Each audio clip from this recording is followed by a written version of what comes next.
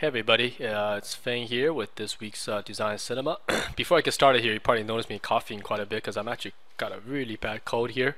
Flew up to Vietnam over the weekend to ride some motorbikes, and how the weather is over there. It rains quite a bit, so got caught up in a pretty bad storm, so ended up with a flu. But anyways, in any case, let's talk about this video. So a lot of you guys requested a live drawing demo, so what I have here is actually a recorded demo I've done for the class.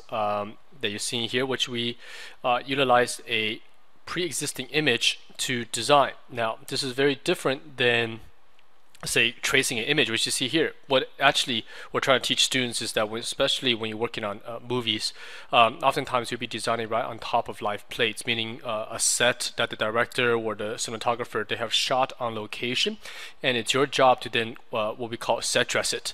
So the set is usually some abandoned warehouse or some, in this case, some kind of church, right? So this is a good practice for that. So I thought it'd be a good chance for you guys to check out how we do this kind of stuff in the industry as well, because I don't think it's done too many times, at least as far as tutorials goes. So anyways, let's back up here. So you see an image of a church that just a black and white photo from a very long time ago, and we're pretending that this is the plate we received for the project. And in this case, I'm going to turn this set into, and here's me saving the file. I'm going to turn this into a set for a video game similar to like Fallout 3, that type of environment where the world's sort of destroyed and crumbly. Now, part of it is quite easy because if you do know perspective, all you gotta do is find those perspective within your photo. Excuse me a second, let me take a sip of my coffee. Alright, I'm back. So again, sorry for the voice thing for this week. Quite sick. I'm actually feeling fine. Just my stupid voice is messed up. But so I was saying, if you know your perspective, doing this is actually quite easy because you're essentially just kind of following the guide that's underneath the photo. What this tutorial really is about is about design. How do you take a space like this and make it interesting for a shot, pretending that your camera is locked to this position, or maybe this is the shot that the game player first sees when he enters into this building. So you have to set it up correctly. You can't just throw random objects around or randomly light a set. You have to really tell a story what we're trying to do, especially in a video game where a player step into a scene like this. They have to know, okay, what am I looking at? Where should I go? What should I do? What kind of lighting cues am I getting? Is this place evil, good? Okay, so here's some first decisions. You see here, I'm drawing some boards. So if this guy kind of is camping out, we're trying to make a little home, little nest where this guy's hidden. So he kind of blocked the windows up, right, with a bunch of boards, metal, whatever he could find. It's a junky world, right? So if you're familiar with that kind of world, you know exactly what I'm kind of talking about. So again, type in Fallout 3 or whatever, you'll see that kind of a post-apocalyptic world.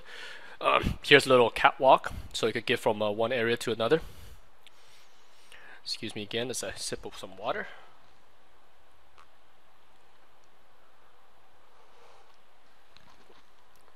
Alright, so hopefully you guys are finding this quite interesting. Now this video is sped up about 2.2% faster, times faster, not percent, times faster. So, but normally we draw quite fast too. This tutorial, I remember checking out the finished videos, about 1 hour and 10 minutes long, that we're compressing down. We deleted some stuff here and there, trying to compress it down to about 30 minutes. So it's about 50% speed increase, right? So here is a gun that design. So maybe this dude that lives here built himself a homemade security system. So it's a huge Gatling rifle, laser, whatever it could be. So if you're not, if you don't have the security code, you try to come in here, this thing will shoot you. So again, I'm trying to go into more about design in this tutorial here versus strictly the drawing process itself. So we really have to think about the story.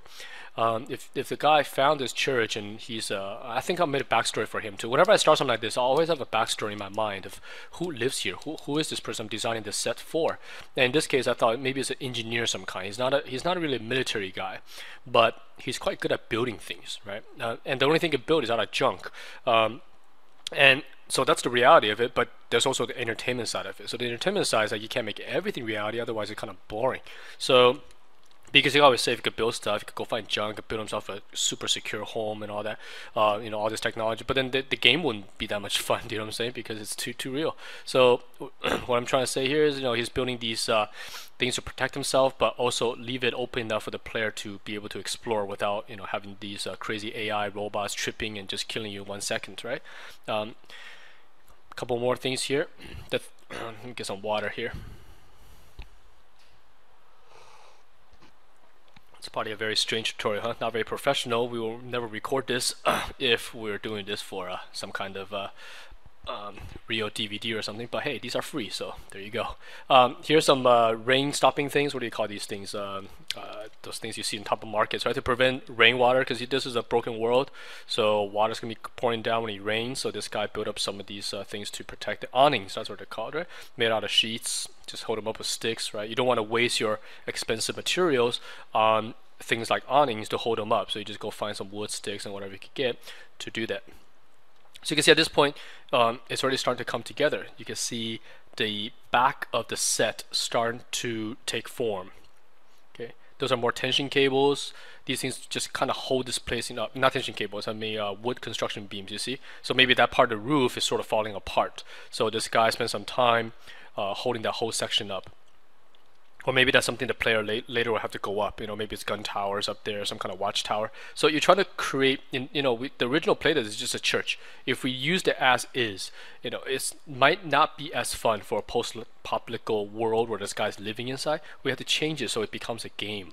So these are all the elements you try to add in there to make it fun. And that way, game designers don't, for concept guys working in a game studio, normally they don't call you concept designers. The designers are the ones coming up with the story and gameplay. So once you have done an image like this and you feed it to the game designers, they could look at your image and get all sorts of cool story elements out of it, right? So that's your job, to provide those kind of things to them.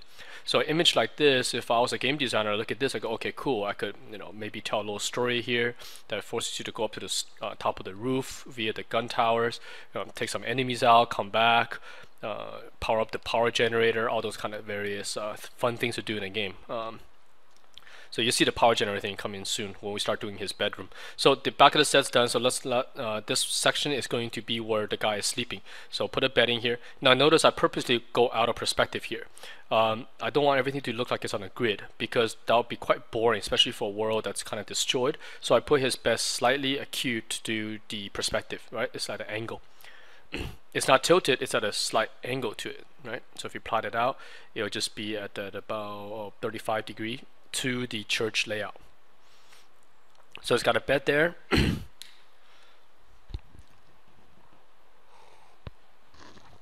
And of course he doesn't want water to hit him when he's sleeping, so we put a little awning above him. Excuse me. A little TV, little security monitor to keep an eye on stuff, right? Maybe he's got a monitor outside, a camera outside to keep an eye on who's gonna come in. Some bed sheets, quite messy. Who's got time to make the bed when the world's destroyed around you, right? So again, try to be in the world. As a designer, you have to be everything. So at this point, you're sort of the guy himself. You're the actor. You're the person living here. It's like, what would you do? How would you decorate this? So if I'm sleeping, I got some drinks right there, some beer that you found. Put a little TV there. And then I thought, hey, there's an entrance way back there. So let's open it up so you can access it, but we're also going to protect it. So in the middle here, I opened it up so you could get to it, but then it's kind of dangerous, right? What if you're sleeping and some guy shoots him through the window? So I decided, hey, let's build a little barrier wall right here. And this also gives the game a play value. So that means that if I'm a player and I'm actually looking from this point of view, I could probably take that as a cover system and shoot at whoever's going to come through the window, right? So that's what this little area here is. Here's this little workbench. All these games, they all have these workbenches where you could craft all sorts of weapons. And I think I indicate a weapon in this drawing as well. See here, there. I think I'm about to draw a gun right there, right? So that's his little weapon. Maybe he's a weapon fixer guy, just a mechanical engineering looking dude, right? So there's the little AK conversion. His workbench. So this drawing is very quick because this is just part one of the video. Hopefully next week I'll do the second part, which is taking this to a painting. This one I'm going to take it to a very, very quick, loose rendering, but not painted at all. It's a cheesy Photoshop, really quick way, which you guys will see. Okay. some sandbags as I sip more coffee so I don't cough too much on this video.